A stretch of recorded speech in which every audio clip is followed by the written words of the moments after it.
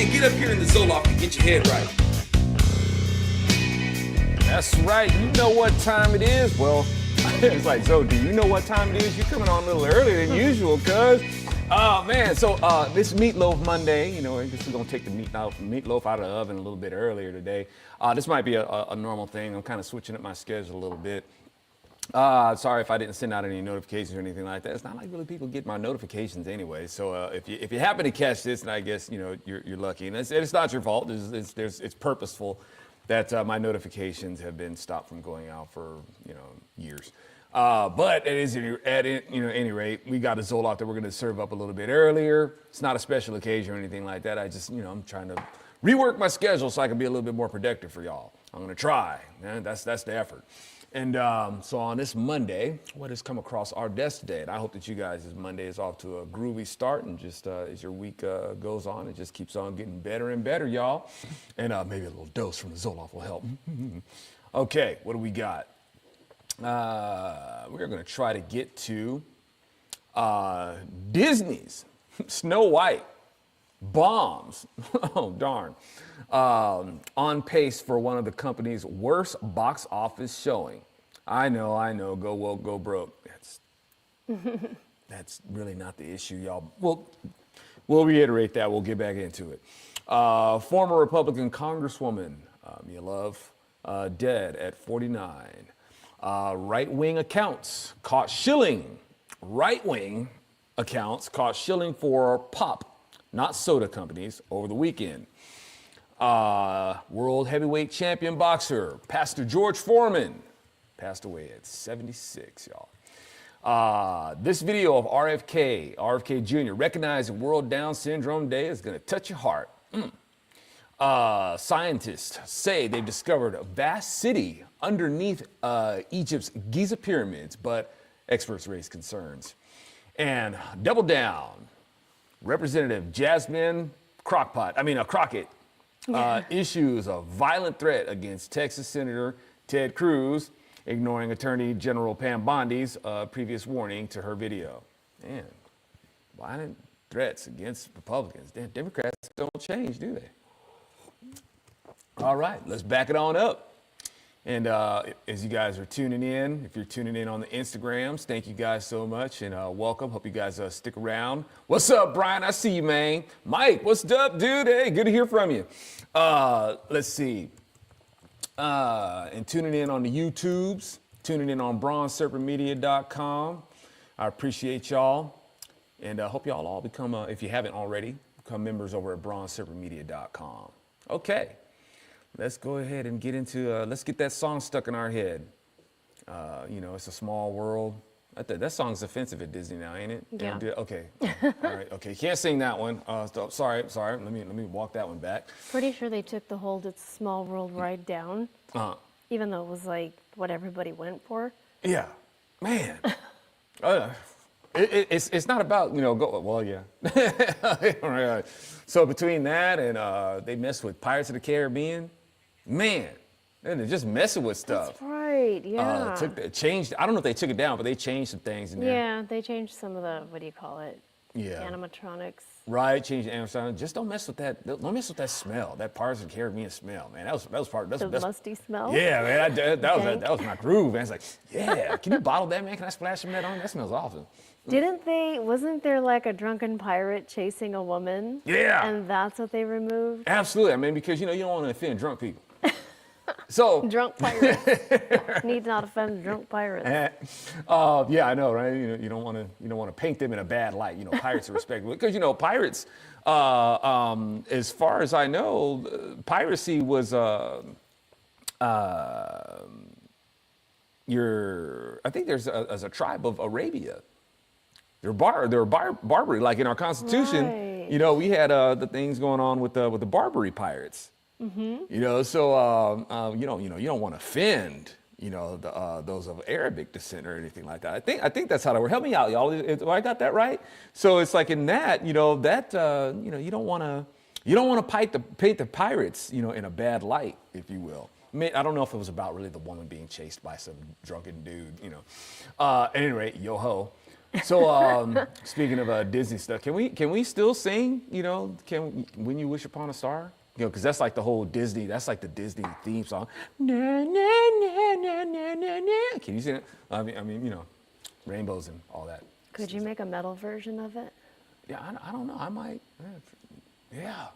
Why not? I don't know. Never really cared for the song. I mean, it's not a bad song. It's a classic. It's just not. It's not like a song that sparks nostalgia for me. Even though I know it does for a lot of people. I can dig that, but I don't know. Yeah. It's a Small World sparks nostalgia for a lot of people. Yeah, I guess it kind of does. Yeah. Well, maybe we can do a metal version of that. I don't know.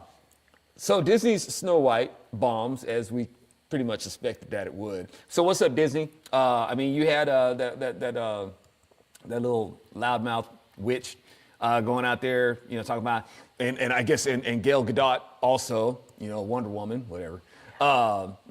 We have less than 3 entertainment in the chat. Can you tell us, maybe type out, I don't know how you could tell us, type out how to pronounce her name? Yeah, can you Romanize that stuff? I'm assuming, because, we see like something spelled, Gadot, and we tend to think that, we're supposed to pronounce it like, because I did too. I catch myself doing it sometimes too, that, it has to be pronounced like, with a Francois, Gadot, but is it Gadot? I guess that sounds a little bit less, I don't know, sophisticated. So Gail got it. Gail Gadot. Got it. Is that how you say your name, girlfriend? So let us know. Can you Romanize that? Did you just Texify it? I know, just like Gadot. Okay. It's like Goodell.com, Good.com, or whichever. So now in this, and I guess it was Gail, Gail. I know it seems like, is it Gal? That's what I'd like to know too. And because I don't know, I guess I didn't care enough to pay attention. Okay, he put it in there. Gal. And the phonetic way is G-A-H-D-O-T. So you were right, Gadot. Gadot. Okay. Yeah. All right. Thank you. Thank you. Just want to make sure we say it right. You know what I'm saying? It's like so Gal. Did I say that right again? It's hard to remember. Gal? Gal? Okay, Gal, pal. All right, it's Gal, right? See, she's one of the gals. She's a big feminist. And so they're out there talking about like, there's not going to be some prince, there's not going to be some man to save Snow White. No man saving. It's like, well, I guess there won't be any men coming to save this disaster of a movie. It looks like women can't even save this movie from itself. So, Disney, I'm trying to tell folks, man, I know they think that, going broke is what's going to make these people change their tune and all that sort of stuff. Y'all, this is a religion with them. And in religion, you make sacrifices. They're out there to do the devil's work. They're out there to do his bidding, and in that, you're going to make sacrifices of money. You're going to make sacrifices of blood. Sacrifices of children, sacrifices of principles, and all that sort of stuff. We're in a spiritual war, y'all. This ain't the last of it. I'm telling you, man, this stuff is gonna get nuttier. So, and there's a way to mitigate the craziness that's coming out there, but a lot of people don't want to listen. They don't want to take these things into consideration. I got an email from somebody who sends out an email and it says N-word, the actual word, sort of. Free N-word Jim, right? And this is one of those, so-called conservative bloggers and stuff like that. And he writes out free N-word Jim, and I guess he's making a defense of Tom Sawyer and the Mark Twain novels and stuff like that. And so I just I saw the email and I'm like, look, man, stuff like this isn't really helpful, Do you really want to promote justifying the use of the N-word? So he in his defensiveness, he emails back, "Oh, I'm not worried about if I offend people, and freedom of speech is not the freedom from being offended and all that sort of stuff." And I'm like, okay, listen, dude, get over yourself. This isn't me being offended by you using the N-word. My issue is that what you're promoting is a liability to us. This kind of stuff makes it very difficult for us to promote conservatism and preservation of the republic in the culture. You doing this kind of stuff, man, you making because I can guarantee you, man, everybody who uses the N-word makes a justification for it, and it doesn't help us. But no, everything is, well, are you offended by I guess you're okay with people using pronouns and stuff like that too. And I'm like, how did you draw the equivalent of me having this issue against you promoting the N-word with pronouns? Are you not aware that me being black is an immutable trait that I had no decision making in, and a person who's using pronouns is a behavioral problem that they choose and that they decide on? You're really going to try to make the equivalence? Do you realize how much of a liberal you sound like right now? But but this is the mainstream way of conservative thinking, y'all. Right? This is what goes on. This is why these liberals are able to get away with this kind of stuff. And y'all, it's going to get worse. Not because liberals are freaking perverts, but because you got a whole bunch of people who claim to be conservatives who help them do this stuff. Right? So in his mind, the school system, he thinks that I'm offended. And by Mark Twain, it's like, dude, obviously the person who's really offended here is you because I don't share in your idolatry of Mark Twain. As usual. Right? It's like, so you think that Mark Twain should be banned from the education system? And I'm like, dude, do you not hear yourself? So you think that the salvation of America is in having Mark Twain in our school system? You know that educational system that's ran by the state?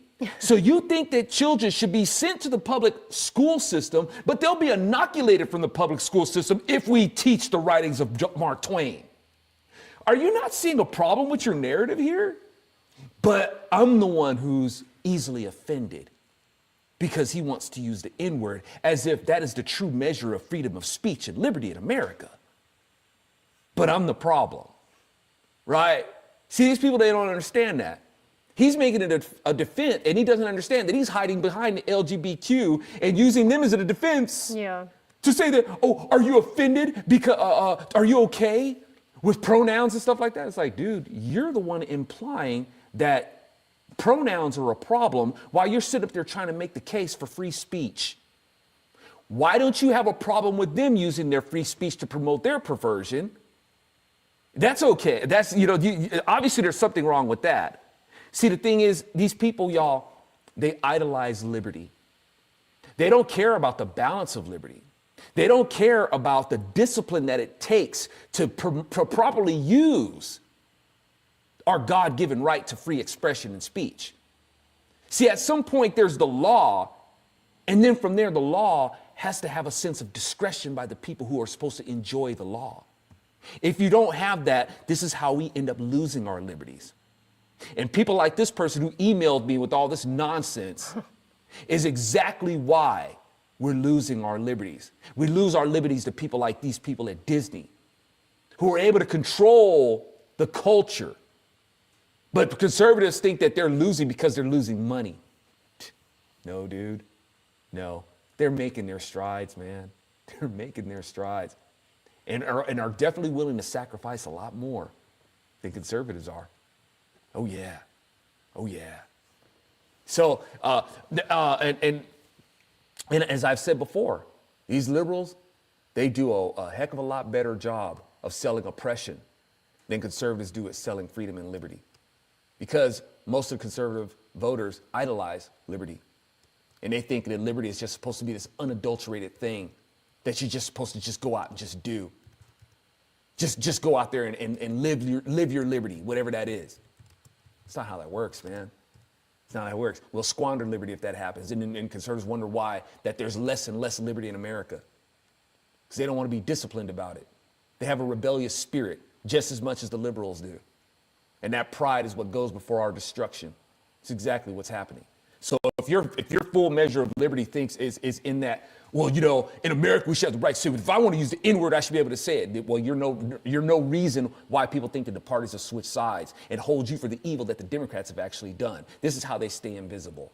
This is how they get away with what they do. Right? because you have knuckleheaded so-called Republicans out there who think that this is what it is to be truly free. We need to bring back Blazing Saddles where we can just say the N-word and all laugh together about it. A lot of black people who laugh about that stuff didn't really laugh for the same reasons that you did.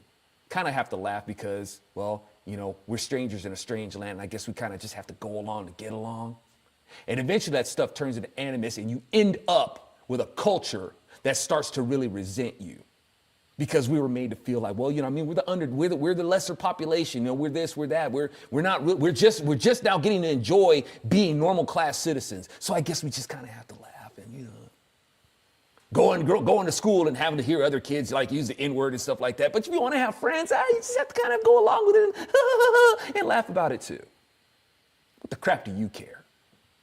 You know, it's just not a point of freedom of speech. That was part of what it was to make the laws. You had laws that went along with this, that you could just go ahead and treat black people and call them whatever you want and do whatever, you know. That's the kind of stuff that came along with it. That's the problem with it. There's even here in, you know, Texas, where we're supposed to be free from all this lunacy, there's a nut job driving around. His truck is clad with the Confederate flag. He's got it wrapped in the Confederate flag. Right? And while you got conservatives out there saying, you know, if you think that the Confederate flag is about racism, then you need a history lesson. The dude has a sticker on his truck that says, "Why should I apologize for being racist?" I went in the store looking for him. Right? I wasn't going to sit down. I mean, I'm not that crazy. I'm not going to sit out in the parking lot waiting for him because, you know, that's a reason to get shot. You know, so it's like I'm not looking for a confrontation, but I went in the store trying to see if I could find somebody who maybe would match the profile of somebody who would own a truck like that. You know, and since you asked the question with your bumper sticker, I went from Disney to this, huh? Yeah. It's all relevant, y'all. I know how to tie it all together. You bear with me.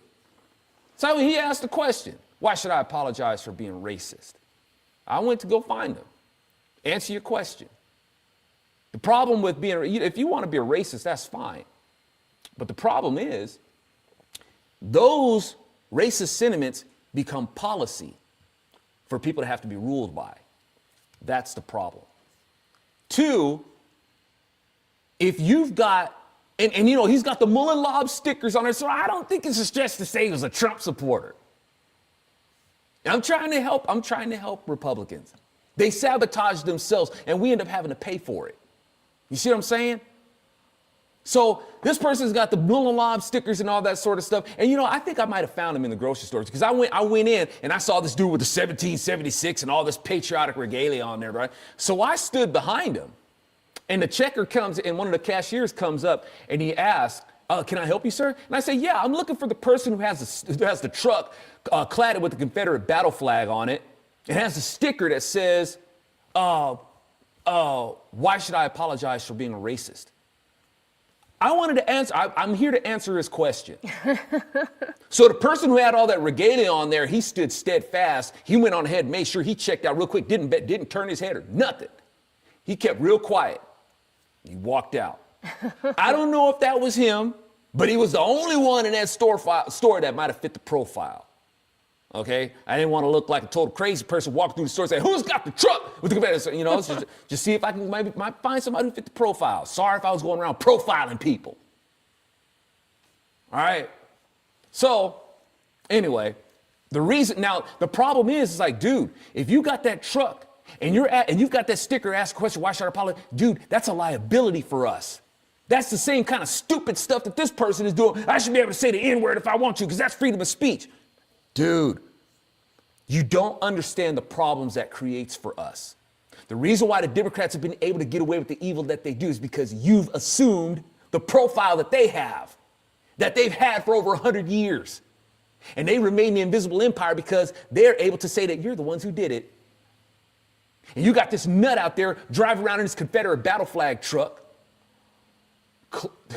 cladded, right? Clad in the colors of the Democrat Party. And you wonder why the Democrat Party wins in the culture. You help flag in their victory for them. This person is most likely a Republican voter driving around in the colors of his enemy. He doesn't know. He's a freaking moron, right? As racists are. So that's my contention, y'all. That's why, all that to say, y'all, that is why The Democrats will prevail in the culture with this sort of stuff. You think that what we got over because we got a political victory with the Trump presidency and we got the House and Senate and all that sort of stuff? We've been there, y'all. Been there. Didn't do nothing with it. Now, I'd say strides are getting made, y'all. Trump is in office and he's making some strides, y'all. He was doing that the first time. And I said back then, it's like, dude, the rug is going to get pulled up from underneath you because the cultural groundwork is being sabotaged by Trump himself and his voters. Okay? They're going to sabotage themselves. They're going to give the Democrats everything that they need to make them the villains. And you may have gotten a victory, but you will not be able to keep it. What happened? Right? So they say the Republicans are setting themselves up for this again. They don't listen. Right? The mainstream stuff that they think about as far as this stuff goes, that's the stuff that's tried and true in the culture, and it's a tried and true failure. They don't listen to people like me. All right? So what I've been saying is not a tried and true failure. It hasn't even really been tried.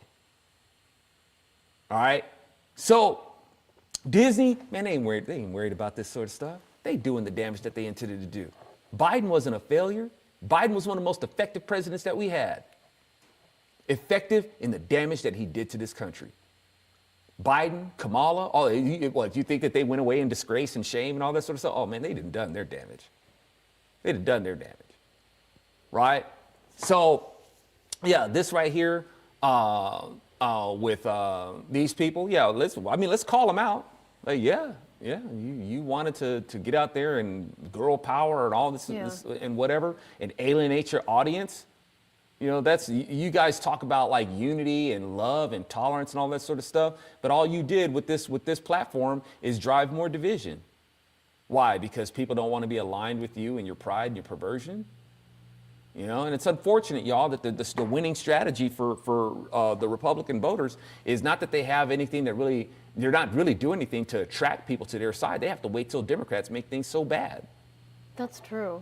That is the strategy of the Republicans. We're just going to like I've said 1,000 times, Democrats are better at selling oppression than conservatives are at selling freedom. Absolutely. And selling liberty. They claim to be the champions of liberty and freedom and all that sort of stuff. Can't sell it worth a damn. Right? Meanwhile, liberals out there, they sell oppression fabulously. They've been selling communist sentiments fabulously, and Republicans help to do it. They're a bunch of communists. Really? Communism is cool. They say you're communist. Well, we're with it. Right? We want to be a democracy, and Republicans out there, that's right. We're supposed to, we're out here to defend democracy. Look at Fox News. Defend democracy and democracy 2025 and 2024. Democracy. Well, I guess we'll get democracy if we vote for Democrats. That's where people go, because they associate the word with that. Because Republicans associate America with democracy. Even they do. Right? So let's not be so surprised that these Democrats get away with what they do because Republicans help them do it. And why not? Republicans have been educated in the public school system run by Democrat parties for decades. You know, that's why I say about this person who's admonishing me, who's saying that, so you think that Mark Twain should be banned? Huh? You think that Mark Twain should be censored in public schools? I'm like, dude, why are you making a case for public schools? Right. So you want the godless public school system, this agency of the state, to teach your kids, and you want them to teach them Mark Twain. Mark Twain's not the problem here, dude. You making a case for what should be taught in the public school system is. Yeah. Here's an idea. Why don't you teach your kids Mark Twain? There's an idea. If you want your kids to learn about Mark Twain, obviously you're the expert on Mark Twain. Who better than to teach your kid about Mark Twain than you? Yeah, why hire some twisted up psychological freaks to teach Mark Twain to your kids? Because they won't teach Mark Twain. They'll teach their spin on Mark Twain. That's right. Yeah. So, but I'm the snowflake. Yeah. Or whichever. I guess I'm not really a conservative, while these people are totally inconsistent about the role of the state and who should be teaching your kids. Question. I've seen you trying to help several Republicans over the past few years, try to get it so they don't keep harming the party long term. Have you ever had one that actually said, oh, thank you, I never thought of it that way? Or are they always defensive and just... Not over 90% of the time, you can't tell them nothing. One person, one. I think that was when we went to Oklahoma. And he had the Confederate battle flag out. Yeah. He was at his station. He had all of his, Trump supporters, stuff like that, and also had the Confederate battle flag hanging up. Yeah.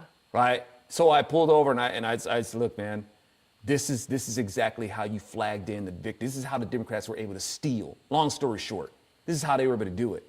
Do you understand what the Confederate battle flag represents? I mean, you got people out there, if you think that the Confederate battle flag is about racism, you need a history lesson. It's like, well, not from you. Well, they don't even call it the battle flag. They just call it the Confederate flag because that's how ignorant they are. Well, they call it the Confederate flag.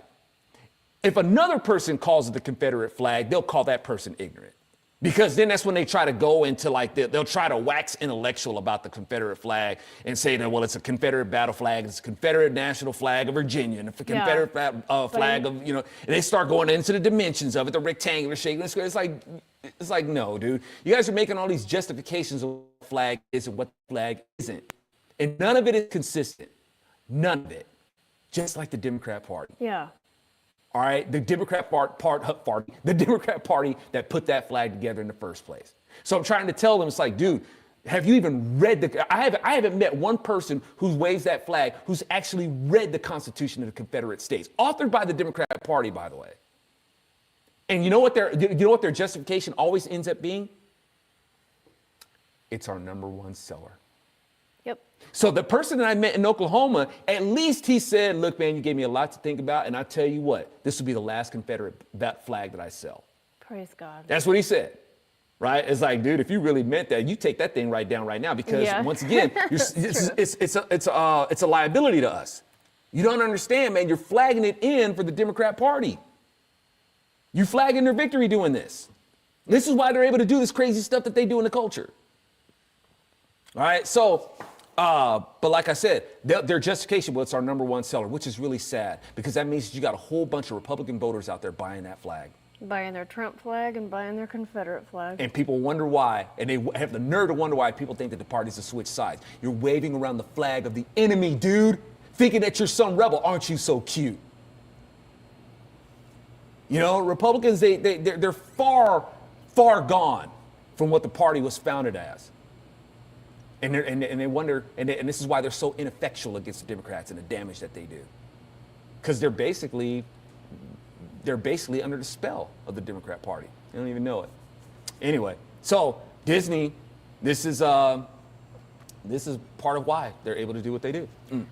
Just for numbers, Snow White only grossed $45 million over their opening weekend, and the movie cost $270 million to make. Only. Hey, really quick. Hey, Renee Benton. Oh man, this is a world-class guitar player up in here, man. Renee Benton has stopped in. Thank you, guys. Thank you for tuning in, man. Jason Jones show. Aisha Cruz is in here. Joe Casey. Marcus tuning in. Right on, y'all. Thanks for tuning in on Instagram. Hope you guys come on over to bronzeservermedia.com to become members there. Ain't gonna cost you nothing. High Mileage Husband says there's also the responsibility of speech goes back to just because you can, should you? Thank you, man. Exactly. I mean, for people who keep going on with the freedom of speech thing, it's like if you're so enamored with the First Amendment, why not the whole enchilada of it? Because the first right of the First Amendment is free religious exercise, which denotes a discipline. Now, as I've said many times, y'all, religion is not the real intended word here, but it had to be carefully chosen in there. So because we don't want to make America out to be a theocracy, so you do have they wanted to make sure that, hey, whatever your religion is, that's what it is, but you can't use your religions to impose on other people with it and encroach upon their rights. There's a balance of liberty here, but you can't just flat out say like Christianity, which is what they had intended, but we're not going to associate that with laws or even negative laws concerning the state, because that, like I said, that has the air of theocracy to it. And the Lord himself would not want that. You don't believe in the Lord by force. It's a choice, free will choice, right? But you're exactly right. High mileage, like, dude, just because you have the right to do something, man, you got to have discretion about it. Yeah. This is how we preserve our rights. You got to have a sense of discipline about what it is that you want to be. But, you know, when people enjoy things, man, if it makes them laugh or whichever, or if it makes them feel a certain way, they're going to make a justification for it and think that it should just be, you know, whatever. I'm not trying to tell somebody that you should ban the use of it. It's like, dude, I'm just saying, you might want to consider. I have the right to say that, you know. I have the right to be able to say, dude, maybe you should consider what it is that you're promoting out there. Yeah. But they'll obviously they're the ones who are offended while trying to accuse me of being offended. I was like, oh, okay, whatever. And again, man, I get it. You know, you got a lot of, you know, white people out there. They're confused about the N-word. They think they should just have the right to say, hey, black people call each other the N-word all the time. And how's that worked out? Okay, it doesn't work out good. There's no good reason to say it. You know, and black folks out there are trying to convince themselves, oh man, we just say it as a term of agreement, a term of endearment or whichever, you know, and make their justifications for saying it. It's like, really? So then why is it that when y'all get blood spilling angry at each other and you guys want to clash with each other, the last words that the last words that this person will hear is the N-word, as it's been taken out on this person in extreme hatred. So don't sit there and try to tell me that it's a term of endearment or anything like that. No, it's an oppressive word. Okay, and it's really a word that people should refrain from using. You know, nothing good comes of it. Yep. This is totally off the subject, but it's awesome, so I have to announce it. Yeah. Sheepdog says, God bless Zoe. I'm getting baptized April 12th. Come on now. All right. Awesome. Hey, that's good news, man, and Godspeed to you. And yeah. And you know, I remember when, sorry, forgive me if I'm making it about me. I'm just kind of joining in the celebration, you know. That's one of those things that I resisted for a long time, man. I made all sorts of like arguments of why I should. I mean, I don't need to get baptized. I don't need to get baptized. The person on the cross, he didn't get baptized and all that sort of stuff, you know. It's like, at the end of the day, y'all, there's only one thing, pretty much. If you're able to get baptized and you choose not to, or you try to make kids, there's only one thing that keeps you from doing that. Pride. That's it, you know, and pride and being Christian really don't go together. You know, it's like if pride and the kingdom of God ain't something that's going to go together, you know. So it's like I had to come to grips with that. I said, yeah, man, that's just me being proud, you know. Let's just do this thing, you know, all humility, man. Let's just go. Let's do it. So that's awesome. Thank you for sharing that news with us. Let's see what else we got here. Need something. Disney. It's like Disney's not supposed to put you in a bad mood, man. Disney's supposed to be the happiest place on earth here. Man, speaking of sad stuff, former Republican Congresswoman, we're talking about Meatloaf here. Let's read a little bit of this. Come on, page. Open on up.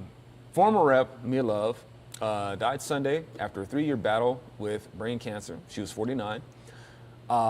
In quotes, with grateful hearts filled to overflowing for the profound influence of Mia on our lives, we want you to know that she passed away peacefully today. She was in her home surrounded by family in the midst of a celebration of her life and an avalanche of happy memories.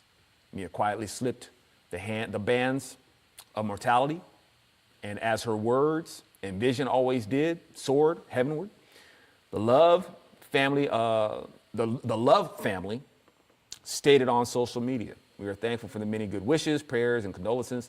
We are taking some time as a family and will provide information about funeral services and a public celebration of her life in the days to come, the statement added. So, yeah, you know, so it's she was one of those people, I think, I don't think too many controversies with her, and, you know, and kind of held pretty solid in espousing you know, conservative representation. I think probably maybe her, if I could use the word, I don't want to sound indelicate or insensitive, maybe her biggest failing was, you know, she didn't back Trump probably the way that people wanted her to. And she was like, look, man, I've got some concerns, you know, because Mia understood, and I understand this as well, concerning the sexual narrative. So once again, you know, Trump and a lot of conservative voters really dropped the ball on the race narrative. They do damage to themselves. And Trump emboldened this. All right, he doesn't mean to. I don't think Trump is a racist at all. I don't think being racist is really the issue here. It's just being extremely naive and prideful. That's the problem. The cultural naivete of this. You know, I guess maybe Trump has felt like he's done his due diligence. Hey, he used to be friends with the NAACP and friends with Jesse Jackson and, you know, all his friends. Like, you know, he's got his cred and all that sort of stuff. It's like, you know, what else do I have to do? I'm so sorry, man. This narrative is ongoing. All right, the Democrats are going to make sure it is. Okay, and obviously Republicans really don't know how to kneecap them as far as that goes. It could be done, but they don't want to listen. Right? And so, you know, just like I'm expressing concerns about these sort of things, you know, and Mia rightfully is concerned about, look, there's a better approach in attracting and the female vote and making peace and making alliances. This ain't the way that you do it. Yeah. This is not an image that you want to put out there. All right, so she had concerns about those sorts of things, and I think rightfully so.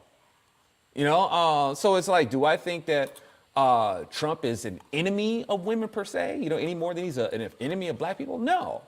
It's like, dude, the approach concerning these sort of things, they need to be improved upon. Good way to put it.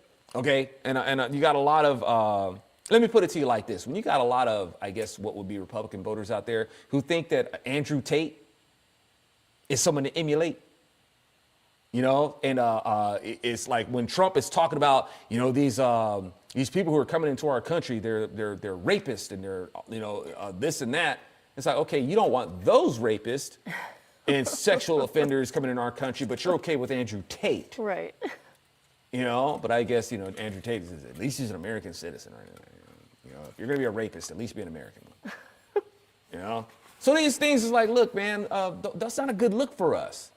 We're supposed to be the party of standards and values.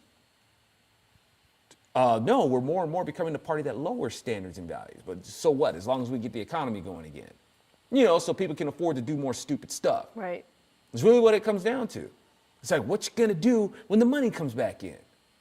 Are you going to do the things that actually help preserve our republic? A lot of people ain't going to do that, man. And that's been proven. All right. So, with all that to say, you know, I don't really follow people's political careers, you know, that much. It's not I'm not saying it's a bad thing to do. It's just not particularly my thing. So I don't really know a whole lot about, you know, Mia Love. And, but from what has come across, you know, my radar about her, you know, still respect a person. And of course, you know, the Lord's peace to her family and, here's to the things that the Lord has, you know, blessed her to be able to do and the impact that she's had. And I'm pretty sure she's done a lot more good with her office than things that are, you know, not so good.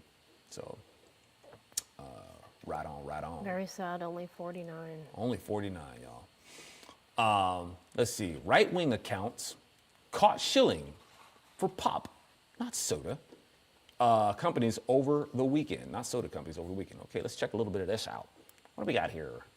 I'm going to have that song stuck in my head. Better go for soda, nobody hurts and nobody cries. Man, you need to go for a soda. Remember that video? Remember that song? Let's see. Okay, here's your daily reminder that the internet is fake and gay. This is coming from Not to Be. And you shouldn't put too much trust in people who are paid to be outraged about stuff. How long have I been saying that, y'all? That's what a lot of these influencers do? Do they have the means to really tell? Are they giving like any sort of insight on how we take it to the culture? No, it's just all about keeping other people, stroking their pride and keeping them angry. That's what they do. And this is called being informed, right? Hey, well, you're endowed with a whole bunch of information. You know what to do with it? No. Right? So, but you got these people. Basically, let me read one of them, because if you read one of them, you've pretty much read them all, because it's basically a bunch of talking points. I guess this is coming from the clown world. The government wants to block soda purchases for Americans on Snap. These people remind me of being sellouts for the American Heart Association. And that's, you know what I'm saying? American Heart Association buy people off to make it look like, you know, these things. Because I think they're in on the SNAP thing too, right? Yes. Oh, snap. Yeah, because Texas we're trying to pass a Senate bill banning food stamps buying sodas and sugary foods as well. And the American Heart Association sent reps to our state to say that this should not pass. Yeah, and one of those instances, God bless Texas, because Texas is like, no, dude. Because, you know, in Texas, they deep fry everything. They deep fry it, right? Deep fry everything, and it isn't like you know, healthy food is, you know, that's no, as long as it's, you know, delicious. And sometimes I think even that's a little overrated. But I don't want to get Texas like angry at me, but they're like, no, man, you ain't gonna do this, you know. And I respect that, because so like I said about the American Heart Association, who are cronies with this stuff, right? Cronies with this nonsense, and you got these people, these influencers, saying things like the government wants to block soda purchases for Americans on SNAP. Remember what New York City tried, and this is and how it completely backfired. President Trump proudly had a Diet Coke button in the Oval Office. This is ridiculous, government overreach. Let people decide for themselves. Okay, clown world. And the rest of you people who are gonna repeat this talking point, right? And listen, this ain't quite the same thing as what happened in New York. Okay, you're talking about people having money taken from them to pay for junk food for other people, all right? And they want this free healthcare system that they're going to burden. They're gonna burden us with, as they eat this sort of stuff that promotes inflammation in the body and a lot of dietary issues. All right, so if they want to, now what went on in New York, that's a totally different thing, because they put a ban on these sugary sodas that people could buy with their own money. All right, if a person wants to go in and buy a 64-ounce soda, yeah, that's their business. It ain't smart, but it's their business. It's their money. They can do that. Now, if a person wants to go and buy these sodas and they want to use people's money, they want to have people's money taken away from people so they can go buy this junk food, and then turn around and be obese and have inflammation problems that people are gonna have to pay for with the healthcare industry. Well, that's something a little different now, ain't it? All right, you want to go and you want to buy sugary foods and over processed stuff, man. That's you. Go ahead and do it, but you got to do that on your dime. You know, that's what these people don't seem to understand. So, you know, but you got these influencers out there. Like I said, they make their living off of basically inflammation. Information.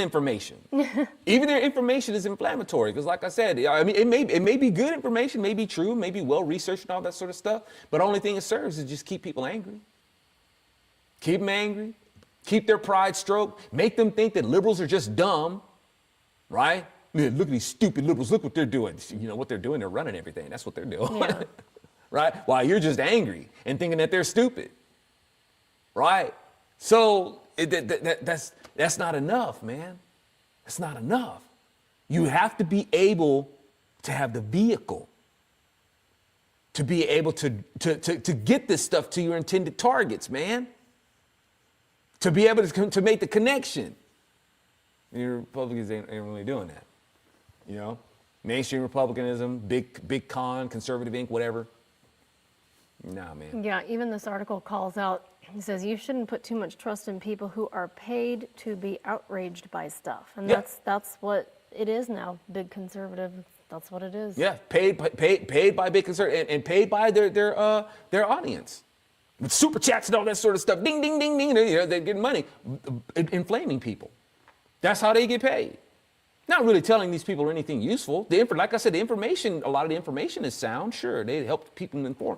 But, okay, now you're informed. Now what? You're just mad. You know what I'm saying? What you going to do with it? So let's see. What else we got?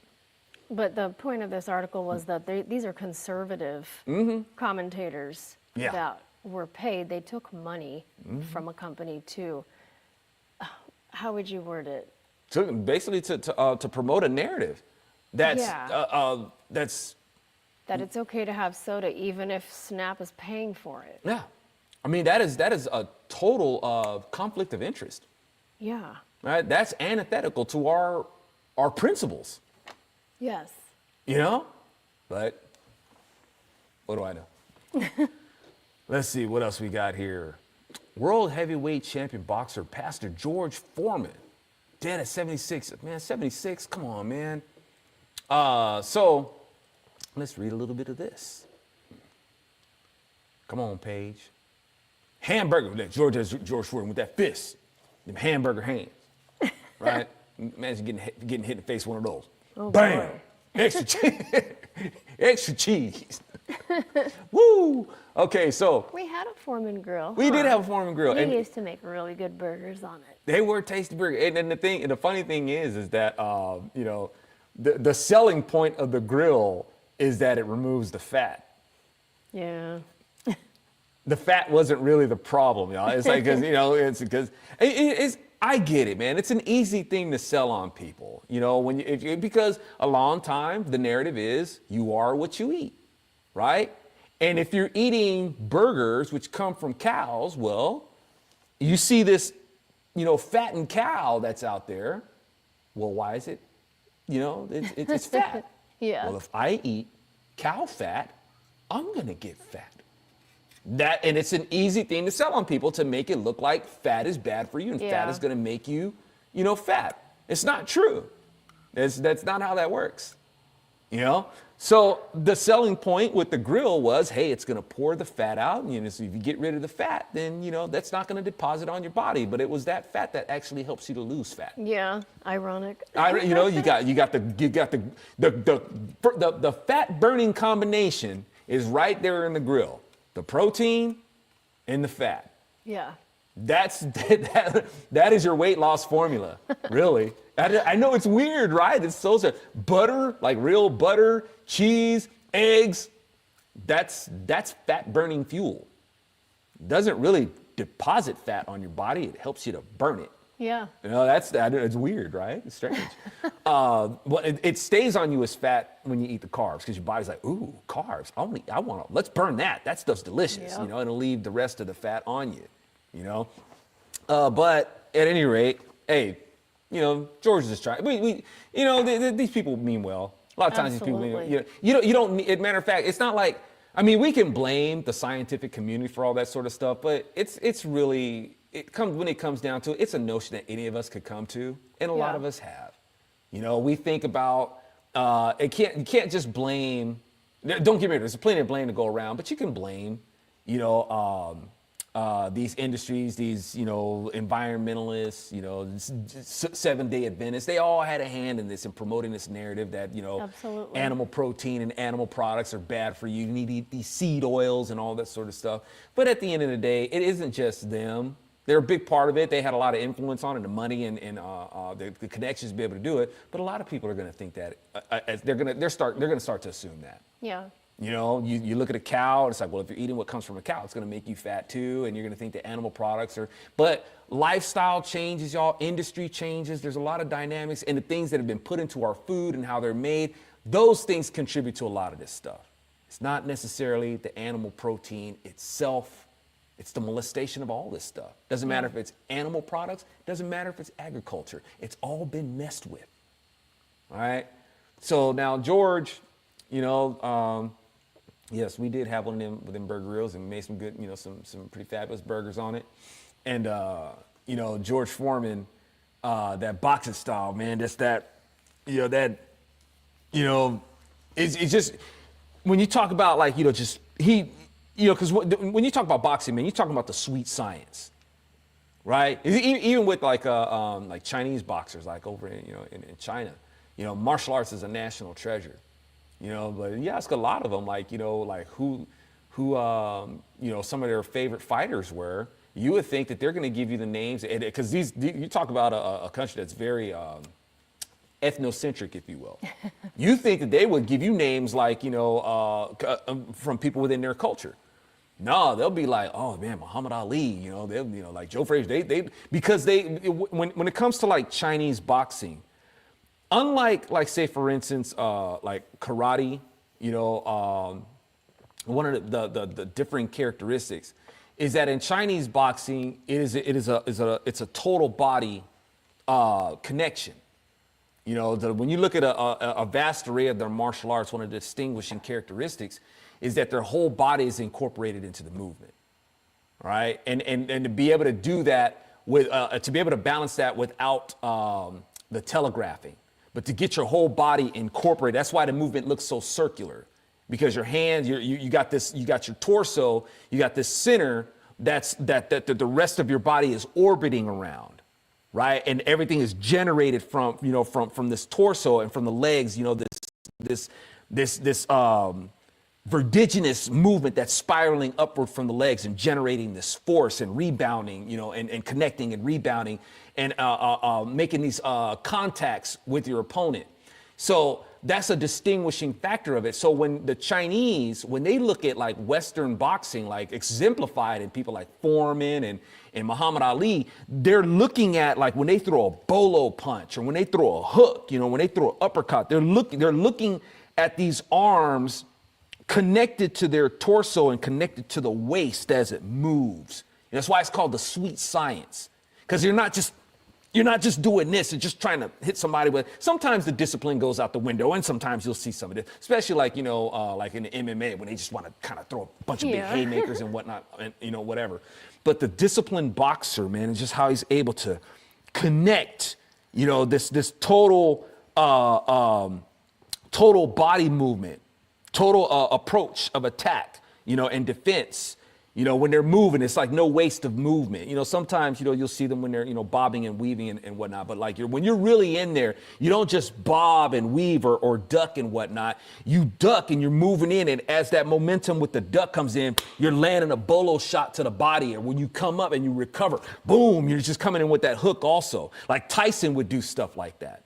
Right? Tyson would come in with that. It's like he wasn't much for wasting movement, at least from my observations. Right? You don't just. You'll get this going, but every once, but you want to make sure that you don't waste that movement. You're able to get inside your opponent's circle, and when you're coming in for that duck, boom, you hit with that bolo shot. You're not wasting that momentum. So Tyson would come, and when he would come back, he would come in with that left. Not like I'm a big fan of Tyson, in terms of the strategy, and coming back in, man, that 2 hits, boom, boom, and then come up with that hook. The Chinese, they're like, they pride stuff like that. It's economy of motion, not wasting any movement, right? Nothing's wasted. You know what I'm saying? So, and Foreman, man, if you get hit, it's like, then body shots, right? So, in going beyond that, taking that to the ring, man, he understood that, it's not just a battle in the ring, y'all, it's a spiritual war too. And I want to go ahead and do what I can to, get in this fight with the Word of God as well. So, he was, a very humble pastor, had his church, didn't do like the mega church thing or anything like that. Yeah, he had a small church for years and years. That's right. It's like, reach who you can, because I'm pretty sure he could have had a bigger church if he wanted, but it may not be something. It may not be an issue of what he wanted or not. Might have been a lot of the issue is what the people wanted. And a lot of people want their ears tickled, and he probably didn't do that. Yeah. So, and I'm pretty sure he probably would have liked to reach a lot of people. It's like, look, I wish a lot more people would be more receptive to my message and fill my pews. You know who I am. Yeah. But the more important thing is, do you know who Jesus is? It doesn't seem like y'all want to. You want to know Jesus. You want to worship some idol that you call Jesus, something of your own making, something that's going to tickle your ears. I don't do that here. Maybe that's why his church wasn't that big. I don't know. I haven't heard any of his sermons. Him and Muhammad Ali, were friends, And I hope that Foreman was able to get to him with the gospel. Muhammad Ali was a Muslim. And hopefully, Foreman had more of a influence on Cassius. Yeah. It's like, it's weird. It's, you know, it's like Cassius Clay was an abolitionist. No, you understand Cassius Clay was an abolitionist. He was an opponent of slavery. I don't know if Muhammad Ali knew that and decided that he wanted a more black sounding name because, you know, Islam was promoted as a religion of the black man. Yeah. Malcolm X kind of found out that it wasn't when he went to Mecca and he was like, I thought this was the religion of the black man. Why are all these white people here? This isn't the fruit of Islam that I signed up for. I'm gonna go back to the States and I'm gonna tell. Yeah. No, you're not. Yeah, no, you're not. Well, he tried to, but you know, Yeah. Unfortunately, and that was also after he said that, you know, if you vote for the Democrat Party, you're a political chump and a traitor to your race. Shortly after that, he was murdered.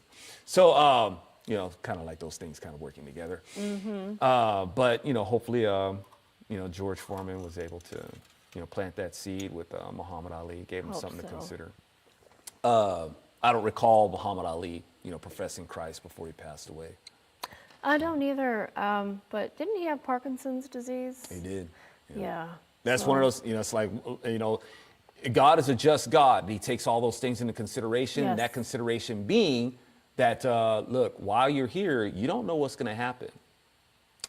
You know, get squared up with me while you can, because it might not be death that keeps you from coming to that conclusion.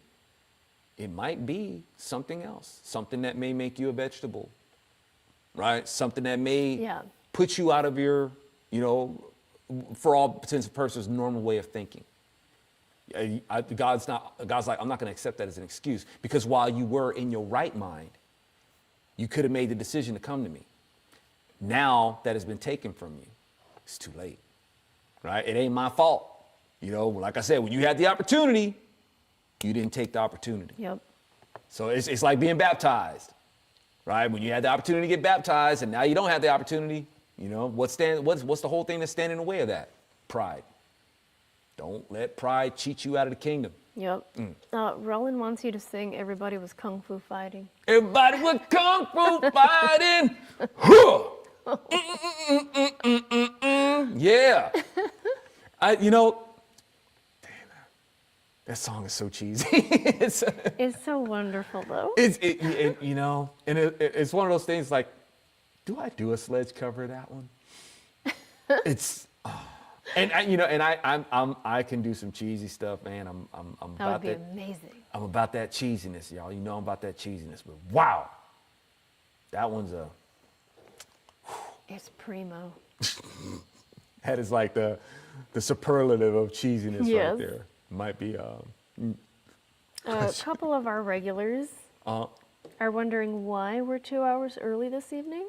Oh, like Jay and Steve. Okay, and forgive me, y'all, if I just kind of dropped a schedule change on y'all without warning. Like hardly anybody gets, you know, my notifications are so marginalized from going out. I was just like, man, I'm just gonna go ahead and do it.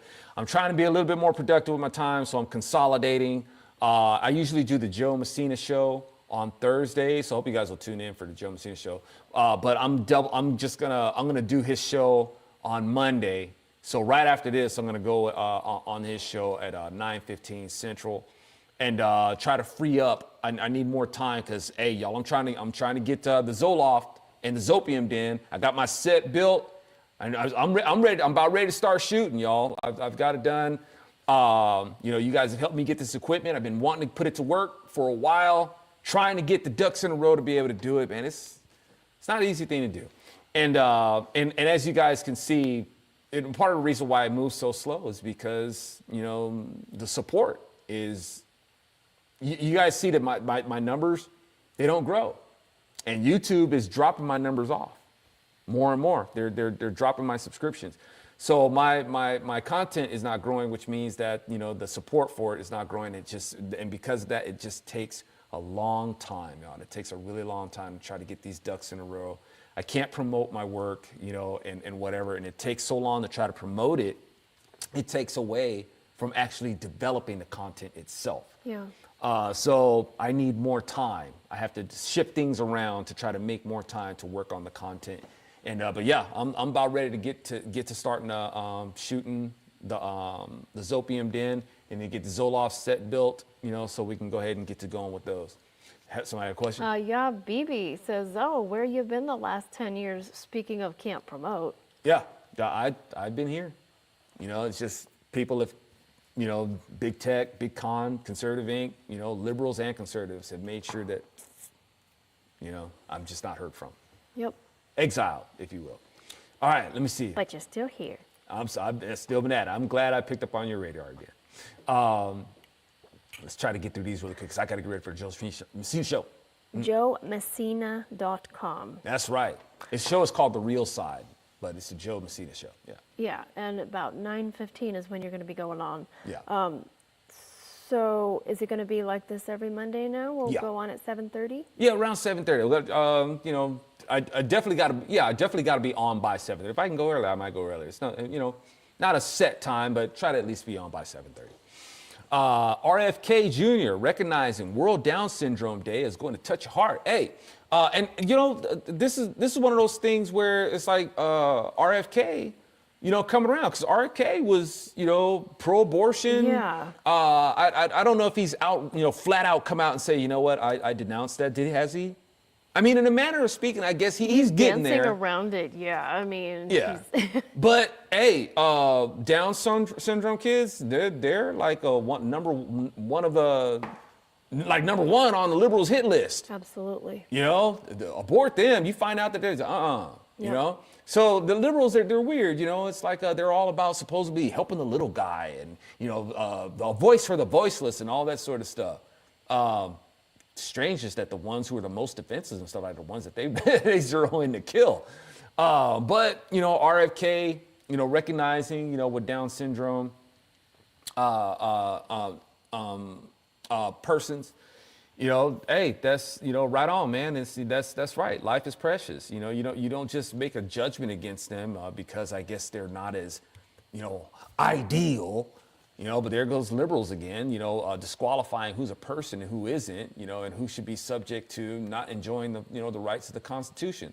We're all created equal, y'all, and that's the operative word, created equal. The people with Down syndrome, they get here the same way that we do. Okay, that is the very thing that makes us equal.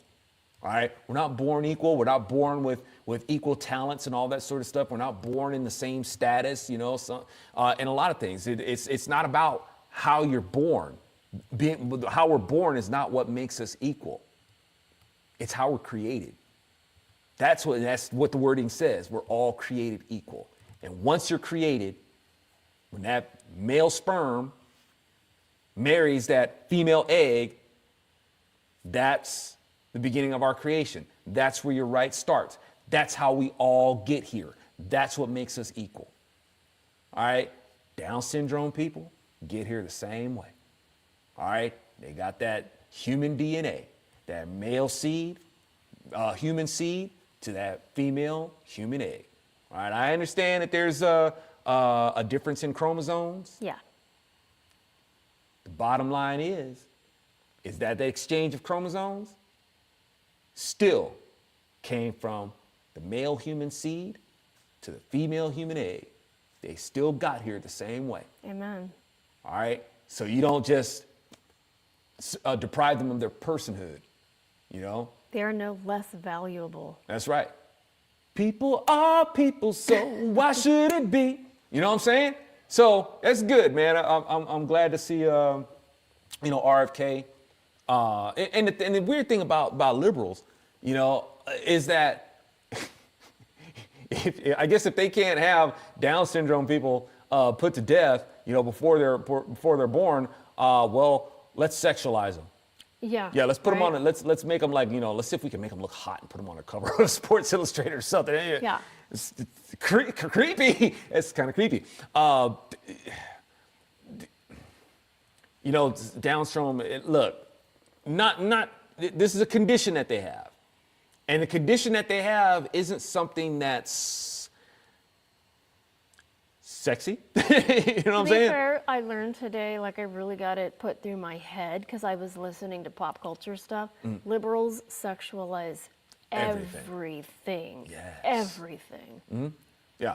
They're perverts. And I mean everything. Yeah, they do. They're full-on reprobates. Was it Arnold Schwarzenegger's kid? Yeah, Patrick Schwarzenegger. Okay, he is going to be in a series now. Yeah, there's a series where I think it's already out. He's apparently having sex with his brother, and the writer or producer's like, "Yes, we were trying to show how we could, show a brotherly, close relationship, and not just acting like it's just okay. Well, this is what brothers might do." Okay. Yeah, to show love for one another. And how old are they supposed to be? Like in their 20s. All right. Yeah. The reason why I'm saying it because I guess in the Boy Scouts, the boys tend to they'll experiment on each other and stuff like that. That's why they delved out saltpeter. They would give them saltpeter so they wouldn't be interested in their little wieners and stuff like that, and be curious about them. But yeah. But the thing is, y'all, this ain't new. This ain't new. Paul was dealing with this sort of stuff. It's like, man, y'all need to knock it off with the incest, dude. It's like, okay, you're supposed to be Christians now.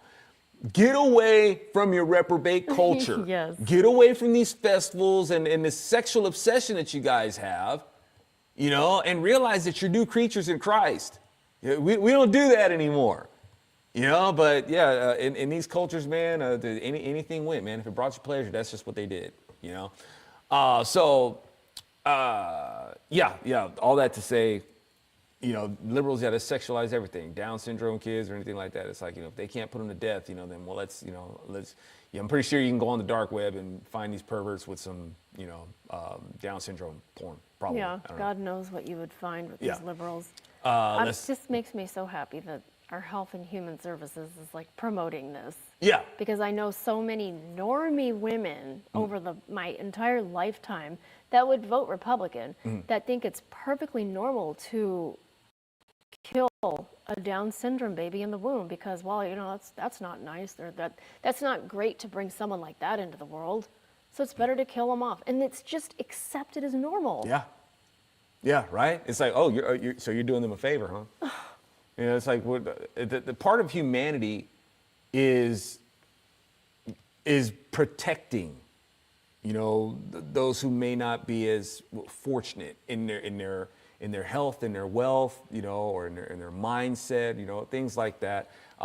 People come into the world, they may not have, the same attributes, of what would be deemed as normal and things like that. You don't put these people to death because of that. That's not humane. So you got people out there who think, well, humanity is expressed in killing those who are, I guess, less fortunate or whichever, And the sad part of it is that there's a lot of these liberals, they're out there the ones who complain the most about disenfranchisement. But you're going to disenfranchise a person because they're not developed the way that you think that they should be developed? Wow, you hypocrites.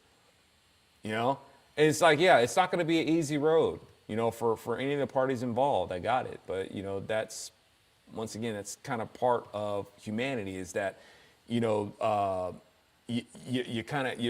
help bear the burden.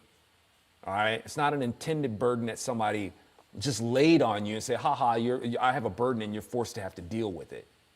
It's not like that, because you got a lot of people who are like that. They have burdens and they want other people to deal with it. It's that we're not supposed to do that to each other. But we are supposed to kind of help each other and help the defenseless and help those who are weaker. They didn't do something to make themselves weaker in this instance. It just happens to be the way that it is. The parent, is appointed by the Lord and his construct of nature that in this fallen world that we weren't supposed to have to deal with this, but now we do. Yeah. And so in this right here, this child is to be born under their protection. You don't protect them by killing them and saying, Amen. I did it out of humanity, so they wouldn't be a burden. So they wouldn't have a complicated life. Right. No, you want them dead so they won't make your life complicated. Exactly. You want the convenience. This isn't convenient enough for me. They should be put to death. Yeah. Interestingly enough, something I did not know, I work with a few Down syndrome people at my job, and just like any other child, you need two parents who are willing to instill values, Christian, godly values, and take the time to parent the child. If you don't do that, a regular child who does not have Down syndrome and a Down syndrome child are going to turn out much the same way. Yeah. Selfish and manipulative with problems. Sure enough. Yeah. So raise them like you would raise, your other children. That's right. That's right. So now what else? We've got to boogie on through these. Got a couple more. Scientists say that they've discovered a vast city under Egypt. Give me a freaky, kinky nation with also female population. I can deal with that. Remember that jam? Egypt? Egyptian lover, baby. All right. That's my jam back then, right? Have a jerry curl and my Fila suit and stuff. My Fila, I had me some Filas at one time. Had my Fila sweatsuit. How cute. The jerry curl. All right, so, what do you guys think, man? The scientists, I guess, those who are the naysayers, that this has been found, because I guess this is what some sort of image resonation that they're finding, making these findings with. Excuse me, that they're making these findings with some sort of scope or whichever. I guess they want that actual proof. That there is a city, and this city is supposed to this is almost a mile down. Yeah. Right. It's like 4,000, at least 4,000 feet. Yep. That 4,000 feet. And I'm looking at the cylinders, and I don't know. The first thing that comes to my mind, and they look like earthquake pillars. Yeah. They kind of remind me of that. It's like, so when you had these big, tall, buildings or erected or whichever, they put them on these earthquake springs and rollers, And that's kind of what this looks like. And but you have scientists arguing that no, this isn't possible. And I think that's very inconsistent. I think that's a very inconsistent thought concerning these. And y'all, I'm not saying one way or another that there's not caverns or corridors or anything like that underneath it. I'm not saying that. I'm just saying that the thought that speculates against these things is inconsistent by saying that there's no way anybody could have done that.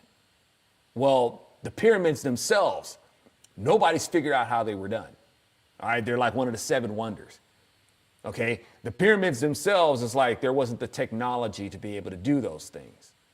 So, but they were done. No, I don't think they were done by aliens. No, I don't think they were done by the Nephilim or anything like that. Or giants. Or giants. The Nephilim weren't giants. That's a misread of scripture that people try to come up with. Check out my audio book, Flood Raven. Check out the preface in it, and you'll understand my case regarding the Nephilim. But for you got people who think stuff like this, and it must have been the Nephilim who built the caverns. Well, as far as I know, those tubes that go down there, if they're giants, I don't think they would have fit through those and could dig down through those shafts or whichever. But at any rate, it's because when you look at these shafts, they're kind of narrow, like that are going through the pyramids and whatnot. Let's say, but you have people who are able to build a ship inside of a bottle. So I don't know, maybe maybe there were giants. I'm not saying that the Bible doesn't say that there's giants. The Bible does say that there are giants, but it doesn't say that the Nephilim were giants. Try it. Ask me. Yeah, I'll show you. I know that people are like, well, this says this and this. Yeah. You read the whole thing. Bear with me. Trust me. But at any rate, I think that I'm looking forward to what more is going to come out of this. These coils, people are speculating that the coils may have been like some sort of these pillars, which look like coils, may have been some sort of a power source. I don't think that's a stretch, y'all. People working with materials like bronze or copper, rather. It's not like they were ignorant about what copper does. I don't think even in their stage of metallurgic understanding, I'm pretty sure they may have explored some things with copper. Not just as a point of alloy, to mix with either zinc or, tin to make brass or bronze. They probably had a pretty good understanding of copper, even in terms of conductivity. Maybe even silver, because in Egypt and the Hebrews themselves, gold, the conductivity of gold, the conductivity of these noble metals, right? So with copper, they may have been able to come with a power. There's been hieroglyphs discovered. I haven't read so far where these things are a hoax. When you have hieroglyphs that show them having like this instrument of radiance that can radiate, did they, discover that, the conductivity of copper, the potential conductivity of it, being able to store and release power? Possibly, I can't say for sure or whatnot, but I don't rule it out. And in terms of these caverns that are underneath there, there might be a big old underground city underneath. Yeah. Wasn't there later on in this article, there was somebody who was saying that the pyramids all over the world are usually built on top of caves. Yeah. Yeah. So like that's quite a possibility also, because like when you consider the ones built in Mesoamerica, built by whether it be the Aztecs, Mayans, like in Mayan culture, it would definitely be a situation where they would build their structures on top of caves, where bats like to hang out. So the bat cave, and one of their gods, principal gods in Mayan culture was Camazotz, which means death bat. And so it would make, and Camazotz was integral in their rituals of sacrifice, particularly human sacrifice, and is going to weigh out, what soul is going to be accepted into, the more desirable parts of the underworld. So, and y'all, on a side note, I'm one of those nerds who really like that story, A Wrinkle in Time, and I'm working on a screenplay for it. That's right. Yeah, I want to help redeem, if I can use that word, yes, the movie A Wrinkle in Time that Oprah Winfrey destroyed, and bring back put back in those things that were taken out. And I think it's going to be a screen adaptation that Christian conservatives could really dig. At least more traditional Christian conservatives, not whatever's happening. They may hate it. They may hate it more than liberals do. But if you're a Christian and conservative and want a movie that's going to be like, dang man, this dude is putting it down for the truth, with this screen adaptation of A Wrinkle in Time, stay tuned, because I've been working on it for a little while and trying to make it work. But Camazotz, if you guys are familiar with the story, Camazotz, and when Madeline Lingo wrote the story, the things that people that were left out in the movie is that one, she was Christian, and she put a lot of Christian narratives into the story. She mingled it with some other stuff, which wasn't really necessary, but you kind of give, try to give, some sort of, okay, at least we got that. But she was very anti-communist, and Camazotz was like a picture, of communism, in this system that where you have no classes, and basically to maintain this system, people were expendable, right? So those things, I guess her publicist or whichever didn't think those things could be mentioned in the story, because she wouldn't really be able to sell the story that way. But those were her initial sentiments, right? We gonna put that, we gonna make that work in this screenplay. We're gonna make it work. So keep it in your prayers, y'all. That's one of the things that I want to do with our production company is make creative vehicles like that, so we can use those imaginative things to connect with the culture. Just got to have the support to be able to do it. So when I get that screenplay done, y'all, we're going to. Same thing with Flood Raven. It's the same thing. It's like using these things to promote these things in the culture. Not just, be talking heads trying to reason with people who don't listen to reason. These people are giving over to their imaginations, man. That's what I'm trying to, So your prayers are definitely appreciated to make these things happen. All right. What else we got? Go out on this one.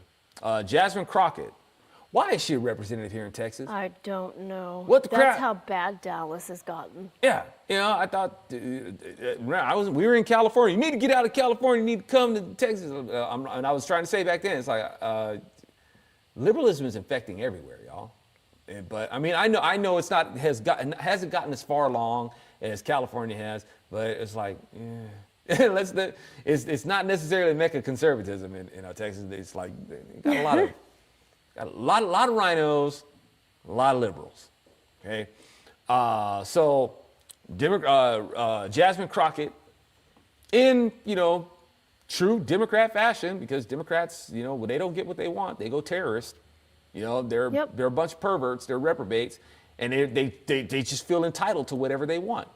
And if you tell them, it's like, dude, you can't have that, they're gonna slander you and be violent as well and promote violence. That's just who Democrats have always been, and Crockett is no exception.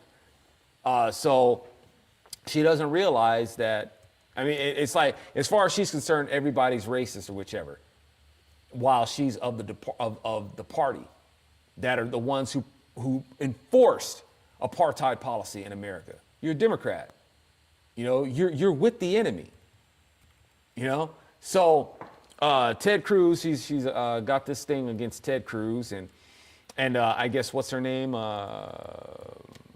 Who issued a rebuke? Pam Bondi. Yeah, Pam Bondi's like, hey, you need to knock it off, girlfriend. Yeah, she issued a warning last week when Jasmine Crockett was like, hey, it'd be great to take Elon Musk out on my birthday. Yeah, it's like, okay, now, remember, what was his name? What's Jack Black's homeboy, with Tenacious D? I can't remember what his name is. I don't care.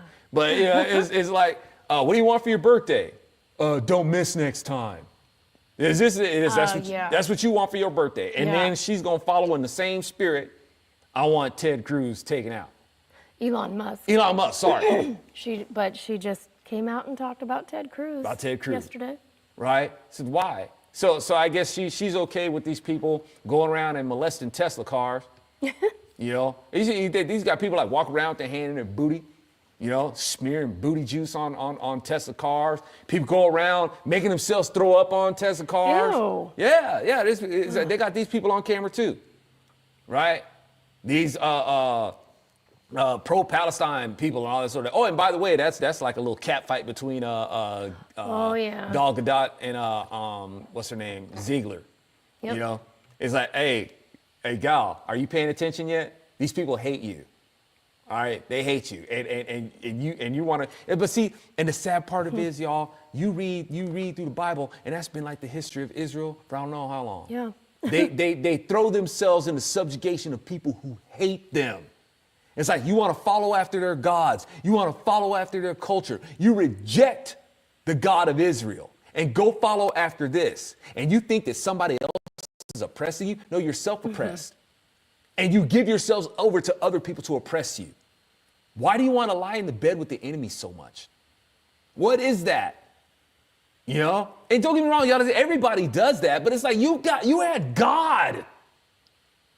God himself established your nation. Why are you following after these people? So it's like, these people, they hate you. Anyway, so Jasmine, you're with the party that hates you. They're doing everything that they can to keep you under their control and use you as a voter block and a weapon against their enemies. And you go along with them, and you're citing violence against Ted Cruz. And so like I said, and with Elon Musk. So, a lot of people out there who owns these Teslas, they're walking on eggshells, man, wondering when their Tesla's going to get molested or anything like that. These people are just doing vile stuff. It just goes to show you. And you got this so-called new generation of, conservative influencers acting like they're exposing the Democrat Party. It's like, man, we've been doing that. Back in the day, it's like, man, the Democrat Party is crazy. All right, they've always been crazy. This ain't some new Democrat Party where they just went crazy. They always been like this, But whatever. And she's calling for literal violence against Ted Cruz. Yeah. So she's basically doing the thing that Trump supposedly did that got him impeached. Yeah. You know, they Exactly. It's like, girl, that's you. That's Democrats. Full-on hypocrites. All right? Full-on double standards. Slanderers. Projectionists. That's them all day. Right? They've always been the party of terrorism. They've always been the party of violence, discourse, entitled, tantrum throwing, brats. They don't get what they want, stuff that they're really not supposed to have. They throw a hissy fit, an unholy hissy fit. Yeah. You know? Jeez. All right, y'all. We'll wrap up really quick, man, because I got to get ready for the Joe Messina show. Hope you guys will come in and tune in there. What's up? I tried to put the link, the direct link to his show that I use. YouTube removed it, so I just emailed it to you. Okay. We'll just go ahead and drop that in there really quick. Yeah, I think you're the only one allowed to. Yes, I'm the only one with power. Clearly. That can make this happen. Boom. Jay Thompson says, Crockett is a house. Anyone else is field. She'd put a hit on Booker T if he lived today. Yes, yeah. indeed. That is a correct analogy. And I appreciate the how do you say, the refrain. We know what you meant. Yep. You know, and that's all you need. That's all you need. I know what you meant. You know? We should make it to where it's like, hey man, these things aren't cool to say in the culture. You can say it now. We know what you mean. But it should have the stigma on it. That's the thing about it. It should have the stigma on it. Because it doesn't make America a better place, man. It just causes more division and strife between us. Thank you. I'm gonna put it in both the. It's just my internet is moving so slow. Why are you moving so? Yeah. Come on, internet. Go faster. Oh yeah, you are buffering. Yeah. Wow. It might be a little. It's spring is coming in, so it might be a little warm in here. Yeah, I bet that's it. Make the air conditioner work. I have to work it a little harder. Darn it, it's gonna have to be colder in here. So if you guys give me just a second, I'm gonna drop the link in there, and then I gotta boogie on out of here. Thank you guys once again for tuning in, hanging in there with me for a minute. No, we're not on dial-up speed. I Although know, we are right? in the country. Yeah, we're on that. We're on rural speed. Okay, just came up. Boom, there it goes. If you guys want to catch that. Aha, yours worked. All right, and then let me go ahead and drop this in the other platforms that I got, and bam, there. I got one more to do, just one more. We do have a tower very close by, but I think it is the fact that Zoe's computer likes it to be very cool. I know, right? And if it's just slightly warm, And give me some try lemonade. not to use the air. Right? Oh, you know what? It's probably gonna not let me unless I sign in and all that. Yeah, I gotta sign in on. Right? Well, that's my channel, and it's my fault that I didn't sign in there. But yeah, just joemessina.com, y'all. The real side. All right, y'all. Thank you guys so much for tuning in. You guys are the grooviest. Y'all have a very groovy rest of your evening. I appreciate you, and we'll have another dose ready for y'all on Wednesday. And we'll see you tomorrow night in the Zopium Den. Hope y'all tune in for that. All right, y'all. What time? 7 p.m. Central. All right, y'all. Bye.